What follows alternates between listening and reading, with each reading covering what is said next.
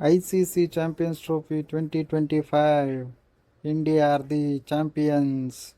Champions ಟ್ರೋಫಿನ home ಗ್ರೌಂಡಿಗೆ ತಂದಿರೋದಿಲ್ಲಿ ಇಂಡಿಯಾ ಟೀಮು.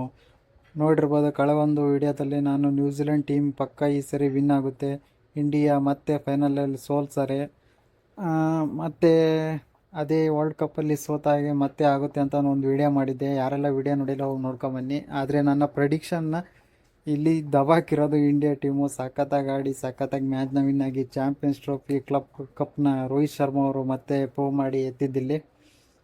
ಕಳೆದ 4 ಫೈನಲ್ಸ್ನಲ್ಲಿ 2 ಫೈನಲ್ಸ್ನ ಗೆದ್ದು ಮಧ್ಯೆ T20 ವರ್ಲ್ಡ್ ಕಪ್ನ ಗೆದ್ದರು ರೋಹಿತ್ ಶರ್ಮಾ ಅವರು. ಇವಾಗ ಚಾಂಪಿಯನ್ಸ್ ಟ್ರೋಫಿ ಆರಾಮಾಗಿ ಈಸಿಯಾಗಿ ಗೆದ್ದಿದ್ದು ಇಲ್ಲಿ ಇಂಡಿಯಾ ಟೀಮು. ಏನದು ಮ್ಯಾಚ್ ಪ್ರಿಡಿಕ್ಷನ್ ಯಾವ ರೀತಿ ನನ್ನ ದಬಾಕಿದ್ರು, ಇಂಡಿಯಾ ಟೀಮ್ ಯಾವ ರೀತಿ ಆಡ್ತು ಅನ್ನೋದನ್ನೆಲ್ಲ ಡಿಸ್ಕಷನ್ ಮಾಡಿ ಅನಾಲಿಸಿಸ್ ಮಾಡೋಣ. ಅದಕ್ಕಿಂತ ಮುಂಚೆ ಚಾನಲ್ ಸಬ್ಸ್ಕ್ರೈಬ್ ಆಗಿಲ್ಲ ಅಂದರೆ ಬೇಗ ಪಟ್ಟನೆ ಚಾನಲ್ ಸಬ್ಸ್ಕ್ರೈಬ್ ಮಾಡಿಕೊಂಡು ವಿಡಿಯೋಗೊಂದು ಲೈಕ್ ಕೊಡಿ.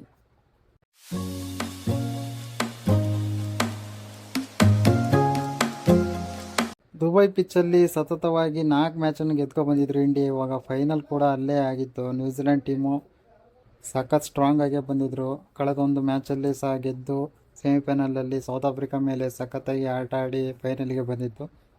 ಸಖತ್ತಾಗಿ ಕಾನ್ಫಿಡೆನ್ಸ್ ಆಗಿ ಬಂದಿದ್ರು. ಯಾಕಂದರೆ 62 ರನ್ನಿಂದ ಭರ್ಜರಿ ಗೆಲುವಿನಿಂದ ಬಂದಿದ್ರು ಅಲ್ಲಿ ನ್ಯೂಜಿಲೆಂಡ್ ಟೀಮು ಸೌತ್ ಆಫ್ರಿಕಾನ ಸೋಲಿಸಿ.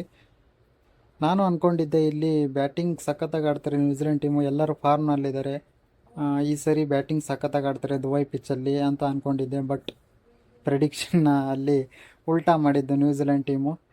ಟಾಸ್ ಗೆದ್ದು ನ್ಯೂಜಿಲೆಂಡ್ ಟೀಮು ಗ್ರೂಪ್ ಸ್ಟೇಜಲ್ಲಿ ನೋಡ್ಬೋದು, ಅಲ್ಲಿ ನಾವು ಚೇಸಿಂಗ್ ಮಾಡಿದ್ವಿ. ಬಟ್ ಈ ಫೈನಲಲ್ಲಿ ಒಂದು ಉಲ್ಟಾ ರೀತಿ ಯೋಚನೆ ಮಾಡಿ ಇಲ್ಲಿ ನಾವು ಫಸ್ಟ್ ಬ್ಯಾಟಿಂಗ್ ಆಡಿ ಆಮೇಲೆ ಬೌಲಿಂಗ್ ಮಾಡೋಣ ಅಂತ ಹೇಳಿ ಟಾಸ್ನ ಗೆದ್ದಿದ್ದು ನ್ಯೂಜಿಲೆಂಡ್ ಟೀಮು. ರೋಹಿತ್ ಶರ್ಮಾ ಅವರು ಕಳೆದ ನೋಡ್ಬೋದು ಇವಾಗ ಒಂದು ಟಾಸನ್ನೇ ಗೆದ್ದಿಲ್ಲ. ಒಂದು ಟಾಸ್ ಗೆದ್ದೇನೆ ಮ್ಯಾಚ್ ಗೆಲ್ಲೋದು, ಅದು ಒಂಥರ ಅವರ ಅಂತ ಹೇಳ್ಬೋದು.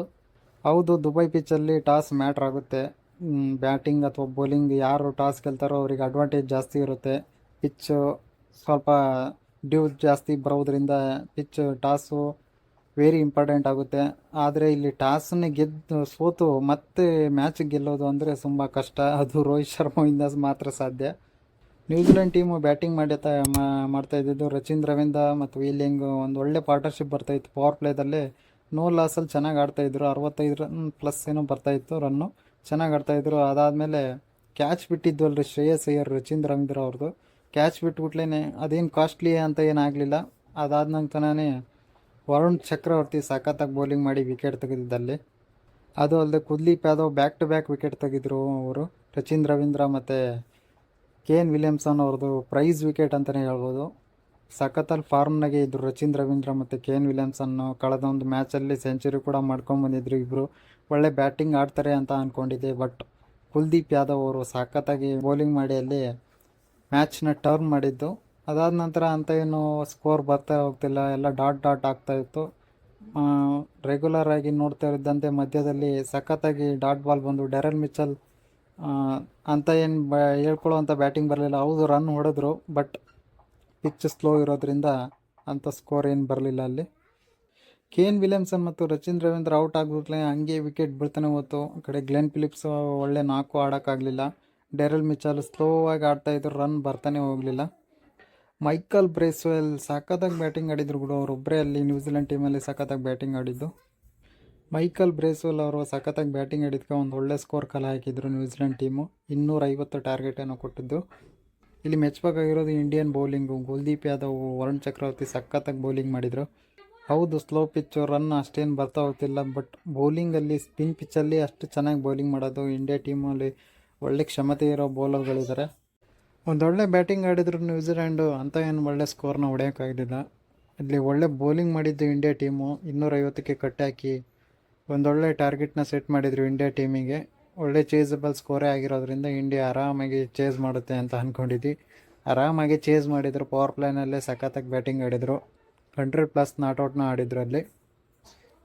ರೋಹಿತ್ ಶರ್ಮಾ ಅವರು ಸಖತ್ತಾಗಿ ಬ್ಯಾಟಿಂಗ್ ಆಡಿದ್ದಲ್ಲಿ ಇಂಡಿಯಾ ಟೀಮ್ನ ನೋಡ್ಬೋದು. T20 ವರ್ಲ್ಡ್ ಕಪ್ಪಲ್ಲಿ 76 ಹೊಡೆದಿದ್ರು ವಿರಾಟ್ ಕೊಹ್ಲಿ ಅವರು. ಇಲ್ಲಿ ವರ್ಲ್ಡ್ ಚಾಂಪಿಯನ್ಸ್ ಟ್ರೋಫಿನಲ್ಲಿ ರೋಹಿತ್ ಶರ್ಮಾ ಅವರು 76 ರನ್ನನ್ನು ಹೊಡೆದು ಮ್ಯಾಚ್ ವಿನ್ನಿಂಗ್ ನಾಕ್ ಆಡಿದ್ರು. ಇಲ್ಲಿ ಪವರ್ ಪ್ಲೇನಲ್ಲಿ 0 ಲಾಸಿಗೆ ಆಟ ಆಡಿ ಶುಭ್ಮನ್ ಗಿಲ್ ಮತ್ತು ರೋಹಿತ್ ಶರ್ಮಾ ಒಂದೊಳ್ಳೆ ರನ್ನ ಪಾರ್ಟ್ನರ್ಶಿಪ್ನ ಬಿಲ್ಡ್ ಮಾಡಿದರು. ಅದಾದ ನಂತರ ಬಂದು ಬ್ಯಾಟರ್ಸಿಗೆ ಒಳ್ಳೆ ಒಂದು ಸೆಟಪ್ ಮಾಡಿಕೊಟ್ಟಿದ್ರು ಇಂಡಿಯಾ ಟೀಮಲ್ಲಿ ರೋಹಿತ್ ಶರ್ಮಾ ಅವರೆಲ್ಲ ಹೊಡಿ ದಾಂಡಿಗೆ ಒಂಥರ ಸಖತ್ತಾಗಿ ಹೊಡಿತಿರ್ಬೇಕಾದ್ರೆ ಶುಭ್ಮನ್ ಗಿಲ್ ಒಂದೊಳ್ಳೆ ಗುಡ್ ನಾಕ್ ಅಂತ ಹೇಳ್ಬೋದು. 30+ ಏನೋ ಆಡಿದರು. ಅದಾದ ನಂತರ ಶುಭ್ಮನ್ ಗಿಲ್ ಬೇಗ ಔಟ್ ಆಗ್ತಿದ್ದಂಗೆ ಅಲ್ಲಿ ವಿರಾಟ್ ಕೊಹ್ಲಿ ಅವರು ಪಟ್ಟನೆ 2 ವಿಕೆಟು ರವೀಂದ್ರ ಅವರು ಒಳ್ಳೆ ಬೌಲಿಂಗ್ ಮಾಡಿದ್ದಲ್ಲಿ. ಬ್ಯಾಟಿಂಗ್ನಲ್ಲಿ ಅಷ್ಟೊಂದು ರನ್ ಬರಲಿಲ್ಲ, ಅಂದರೆ ಇಲ್ಲಿ ಬೌಲಿಂಗ್ನಲ್ಲಿ ತೋರಿಸ್ತೀನಿ ಅಂತ ರಚಿನ್ ರವೀಂದ್ರ ಅವರು ಒಂದು ಒಳ್ಳೆ ಬೌಲಿಂಗ್ ಪ್ರದರ್ಶನ ಮಾಡಿದ್ದು. ಅದಾದ ನಂತರ ಸ್ಪಿನ್ ಅಟ್ಯಾಕ್ ತಂದ ನ್ಯೂಜಿಲೆಂಡ್ ಟೀಮು ಒಂದು ಒಳ್ಳೆ ಬೌಲಿಂಗ್ ಮಾಡಿದ್ದಲ್ಲಿ ನ್ಯೂಜಿಲೆಂಡ್ ಟೀಮು. ಅದಾದಮೇಲೆ ವಿರಾಟ್ ಕೊಹ್ಲಿ ಅವರು ವಿಕೆಟ್ ಬೀಳ್ತಿದ್ದಂಗೆ ಅಲ್ಲಿ ರನ್ನೇ ಬರಲಿಲ್ಲ. ಅದಾದ ನಂತರ ಶ್ರೇಯರ್ ಬಂದು ಸಾಕತ್ತಾಗಿ ಬ್ಯಾಟಿಂಗ್ ಆಡಿ 48 ರನ್ನೇನೋ ಹೊಡೆದಿದ್ದು, ಹಾಫ್ ಸೆಂಚುರಿ ಮಿಸ್ ಮಾಡ್ಕೊಂಡ್ರು. ಬಟ್ ಮ್ಯಾಚ್ ವಿನ್ನಿಂಗ್ ನಾಕ್ ಅಂತ ಆಡಿದರು ಅಂತಲೇ ಹೇಳ್ಬೋದು. ಅಲ್ಲಿ ರೋಹಿತ್ ಶರ್ಮಾ ಅವರು ಆಡಿದರು. ಅದಾದ ನಂತರ ಶ್ರೇಯರ್ ಒಂದು ಒಳ್ಳೆ ಪಾರ್ಟ್ನರ್ಶಿಪ್ನ ಬಿಲ್ಡ್ ಮಾಡಿದ್ದು ಅಕ್ಷರ್ ಪಟೇಲ್ ಜೊತೆಗೆ. ಒಂದು ಮಿನಿ ನಾಕ್ ಅಂತ ಹೇಳ್ಬೋದು, ಮಿನಿ ಪಾರ್ಟ್ನರ್ಶಿಪ್ ಅಂತ ಹೇಳ್ಬೋದು ಅಕ್ಷರ್ ಪಟೇಲ್ ಅವ್ರ ಜೊತೆಗೆ.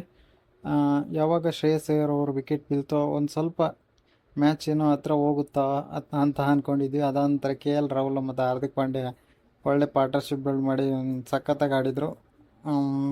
ಮ್ಯಾಚನ್ನು ತೀರಾ ಹತ್ತತ್ರ ತಗೊಂಡು ಹೋಗ್ತಿದ್ದಂಗೆ ಅಲ್ಲಿ ಇಂಡಿಯಾಗೆ ಗೆಲುವಿನ ರುಚಿ ಸಿಗ್ತಾ ಹೋಗ್ತಾನೆ ಇತ್ತು. ಅದಾದಮೇಲೆ ಹಾರ್ದಿಕ್ ಪಾಂಡ್ಯ ಅವರು ಯಾವಾಗ ಬೋನ್ಸ್ ಬಾಲಿಗೆ ವಿಕೆಟ್ ಬಿತ್ತೋ ಕೈಲ್ ಜೆಮಿಸನ್ ಅವರಿಗೆ ರವೀಂದ್ರ ಜಡೇಜಾ ಅವ್ರು ಬಂದು ಮ್ಯಾಚ್ನ ಫಿನಿಶ್ ಮಾಡಿದ್ವಿ. ಇಲ್ಲಿ ಇಂಡಿಯಾ ಚಾಂಪಿಯನ್ಸ್ ಟ್ರೋಫಿ ಲಿಫ್ಟ್ ಮಾಡಿದರು.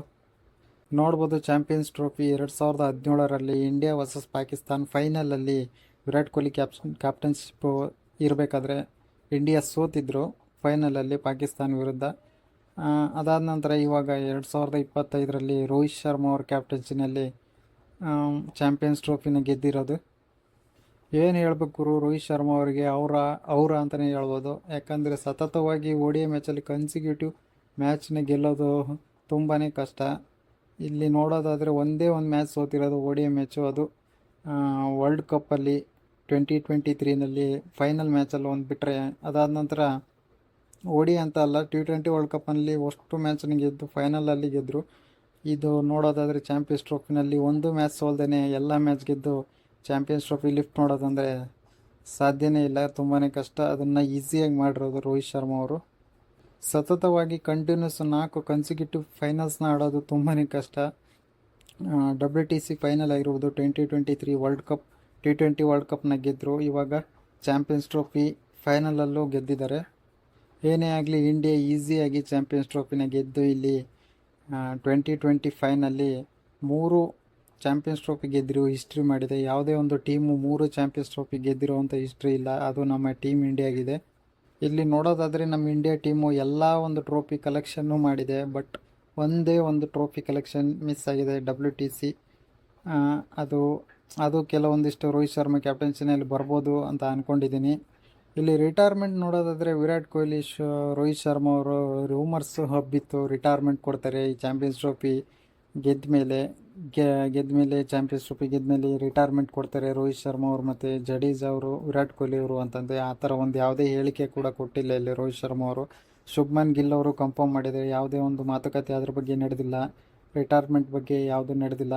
ಅದು ಅಲ್ಲದೆ ಮ್ಯಾಚ್ನ ಗೆದ್ದಾದಮೇಲೆ ಚಾಂಪಿಯನ್ಸ್ ಟ್ರೋಫಿ ಫೈನಲಲ್ಲಿ ವಿರಾಟ್ ಕೊಹ್ಲಿ ಅವರು ಒಂದು ಮಾತನ್ನು ಹೇಳಿದ್ದಾರೆ. ಏನಂದರೆ, ನಾವು ಈಗ ಜನ್ರೇಷನ್ಗೆ ಒಂದು ಸೆಟಪ್ ಮಾಡಿಕೊಡ್ಬೇಕು, ಮುಂದೆ ಬರುವಂಥ ಜನ್ರೇಷನಿಗೆ ನಾವು ಒಳ್ಳೆ ಇನ್ನೂ ಎಕ್ಸ್ಪೀರಿಯೆನ್ಸ್ನ ತುಂಬಬೇಕು, ಅದಕ್ಕೋಸ್ಕರ ಇನ್ನೂ ಆಡ್ತೀವಿ ಅಂತಲೇ ಹೇಳಿದ್ದಾರೆ. ರೋಹಿತ್ ಶರ್ಮಾ ಅವರು ಡೈರೆಕ್ಟಾಗಿ ಹೇಳಿದ್ದಾರೆ, ನಾನು ಈ ಫಾರ್ಮೆಟಿಗೆ ಇನ್ನೂ ಸದ್ಯಕ್ಕೆ ರಿಟೈರ್ಮೆಂಟ್ ಕೊಡಲ್ಲ, ಇನ್ನು 2027 ವರ್ಲ್ಡ್ ಕಪ್ ತನಕನೂ ರೋಹಿತ್ ಶರ್ಮಾ ಅವರು ಇನ್ನೂ ಕ್ಯಾಪ್ಟನ್ಶಿಪ್ನ ಮಾಡ್ತಾರೆ ಅಂತ ಅಂದ್ಕೊಂಡಿದ್ದೀನಿ. ಆ ಒಂದು ವರ್ಲ್ಡ್ ಕಪ್ನ ತೊಗೊಂಬಂದು ಕೊಟ್ಬಿಟ್ರೆ ಆ ICC ಟ್ರೋಫೀಸ್ನ ಮತ್ತೊಮ್ಮೆ ಇಲ್ಲಿ ಮತ್ತೊಬ್ಬ ಇಂಡಿಯನ್ ಕ್ಯಾಪ್ಟನ್ನ ಮತ್ತೆ ಅದನ್ನು ಪ್ರೂವ್ ಮಾಡ್ತಾರೆ ಅಂತ ಅಂದ್ಕೊಂಡಿದ್ದೀನಿ. ಅದೊಂದು ಬಾಕಿ ಒಂದಿದೆ.